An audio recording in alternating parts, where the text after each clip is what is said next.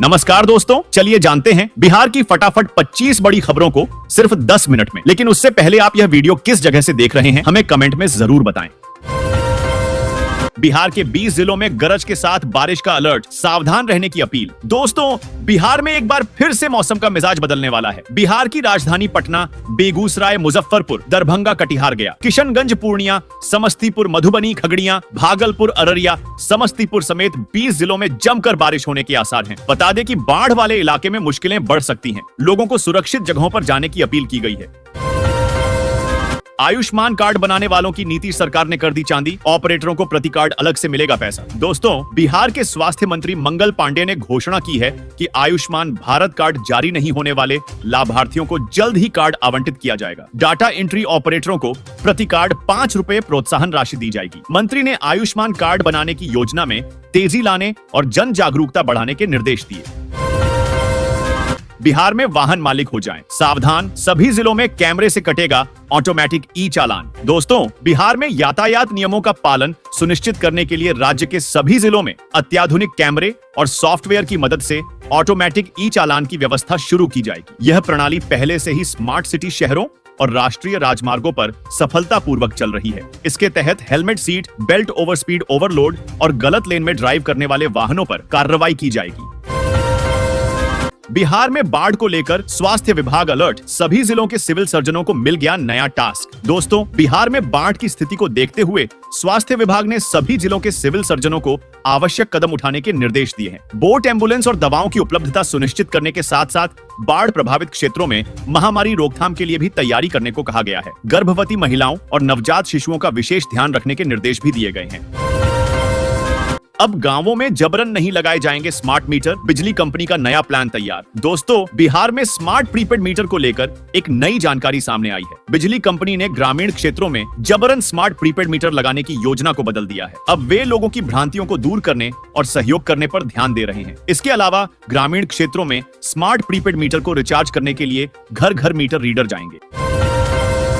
सीतामढ़ी में एक साथ कई सड़कों का होगा निर्माण, फंड हुआ पास। दोस्तों, विधायक दिलीप राय ने प्रखंड के 5 पंचायतों में 2.88 करोड़ रुपए की लागत से सड़क निर्माण कार्य का शुभारंभ किया। ये सड़कें आवापुर, दक्षिणी गाढ़ा पंचायत, हरिहरपुर और पुपरी में बनाई जाएंगी। विधायक ने कहा कि सुरसंड विधानसभा में प्राथमिकता के आधार पर विकास कार्य किए जा रहे हैं और क्षेत्र की समस्याओं का समाधान उनकी प्राथमिकता में है। बिहार के 5 जिले बनने जा रहे हाईटेक, गंभीर मरीजों की परेशानी हो जाएगी दूर। दोस्तों, बिहार के 5 जिलों को बड़ी सौगात मिलने जा रही है। यह सौगात गंभीर हालत के मरीजों के लिए काम आएगी। दरअसल स्वास्थ्य मंत्रालय ने इन जिलों में टेली आईसीयू स्थापित करने का फैसला लिया है। इन जिलों में पूर्वी चंपारण, सुपौल, बांका, बक्सर और नवादा शामिल हैं। इनमें 10 बेड की सुविधाएं मिलेंगी। इसे राज्य के मेडिकल कॉलेजों से पास करने वाले पीजी एनेस्थेसिया के डॉक्टर देखेंगे। बैंक में नौकरी करने का मौका, पटना में सबसे ज्यादा रिक्तियां। दोस्तों, बिहार में बेरोजगार युवाओं के लिए अच्छी खबर है। प्रदेश में कैनरा बैंक 100 ट्रेनी की नियुक्ति करेगा, जिसमें से सबसे ज्यादा 20 रिक्तियां पटना जिले में होनी है। बैंक इन ट्रेनियों को 15,000 रुपए प्रति माह तक का मानदेय देगा। चयनित अभ्यर्थियों को अलग अलग तरह के काम सौंपे जाएंगे। अधिसंख्य ट्रेनी से दूर दराज के क्षेत्रों में काम लिया जाएगा। बिहार में नदियों में नाव चलाने के पहले कराना होगा रजिस्ट्रेशन, इंजन लगाने की मंजूरी भी जरूरी। दोस्तों, बिहार सरकार ने नदियों में अवैध बालू खनन और नौका दुर्घटनाओं पर रोक लगाने के लिए नावों के लिए नियमावली बनाने का निर्णय लिया है। नई नियमावली के तहत नाव मालिकों को निबंधन कराना होगा, बिना निबंधन पर जुर्माना लगेगा। नावों पर भार क्षमता प्रदर्शित करनी होगी और शाम 5:30 बजे के बाद नाव परिचालन प्रतिबंधित होगा।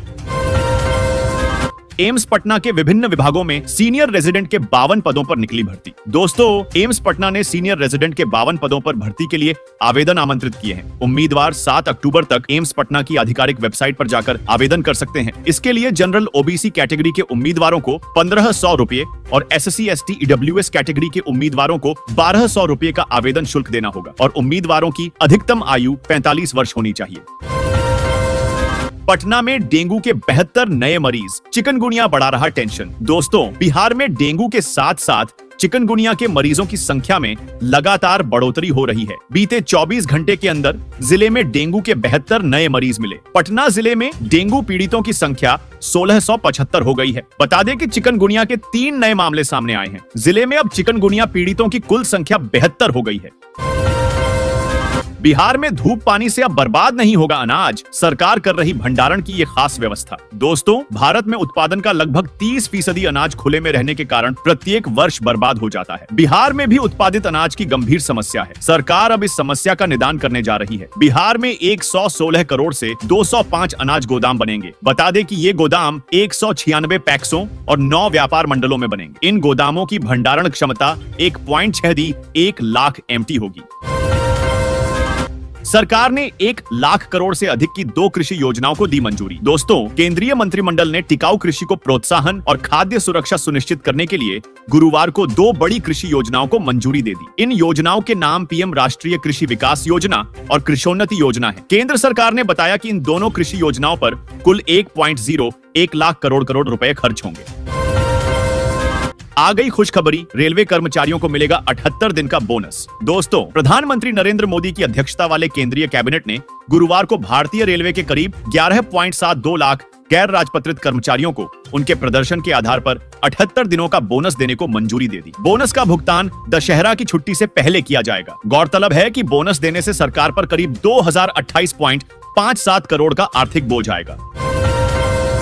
बिहार के वाहन चालकों की तो निकल पड़ी, सीएम नीतीश ने निकाल दी गजब की योजना। दोस्तों, बिहार सरकार ने सड़क सुरक्षा और दुर्घटनाओं को कम करने के लिए एक नई योजना शुरू की है। मुख्यमंत्री वाहन चालक कल्याण योजना 2024 के तहत राज्य के व्यावसायिक वाहन चालकों को बीमा, स्वास्थ्य जांच और कौशल विकास के लिए सहायता प्रदान की जाएगी। इस योजना से ट्रक, बस और टैक्सी जैसे वाहन चलाने वाले ड्राइवरों और उनके परिवारों को काफी लाभ होगा।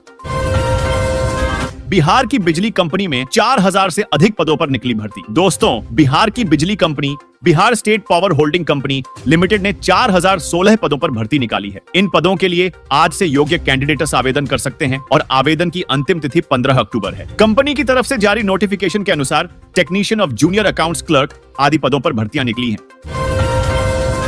आ गई खुशखबरी, सरकार दे रही है छात्राओं को मिलेगी फ्री स्कूटी। दोस्तों, 12वीं कक्षा उत्तीर्ण छात्राओं को सरकार द्वारा स्कूटी प्रदान की जाएगी। राज्य की सभी छात्राओं को कालीबाई भील मेधावी छात्रा स्कूटी योजना का लाभ दिया जाएगा, जिसके माध्यम से उन सभी छात्राओं को सरकार द्वारा फ्री स्कूटी प्रदान की जाएगी। सरकार द्वारा यह योजना बेटियों के लिए शुरू की गई है, जिसके अंतर्गत 12वीं कक्षा पास करने वाली बेटियों को फ्री स्कूटी प्रदान की जाएगी। 12वीं कक्षा पास करने के बाद जब बेटियां किसी कॉलेज में बैचलर डिग्री करने के लिए एडमिशन करवाती हैं, तब इस योजना का लाभ छात्राओं को दिया जाता है। छात्राओं को यह सुनिश्चित करना होगा कि 12वीं कक्षा पास करने एवं स्नातक में एडमिशन लेने में 1 साल का गैप नहीं होना चाहिए। कालीबाई भील मेधावी छात्रा स्कूटी योजना के माध्यम से सभी छात्र छात्राओं को मुफ्त स्कूटी प्रदान की जाएगी। इस योजना का लाभ लेने के लिए आपको ऑनलाइन आवेदन करना होगा। कालीबाई भील मेधावी छात्रा स्कूटी योजना का मुख्य उद्देश्य शिक्षा को बढ़ावा देना है। इस योजना के माध्यम से छात्राओं में पढ़ाई के प्रति रुचि उत्पन्न होगी, जिससे प्रदेश में लड़कियों की शिक्षा को बढ़ावा मिलेगा। इस योजना के शुरू होने से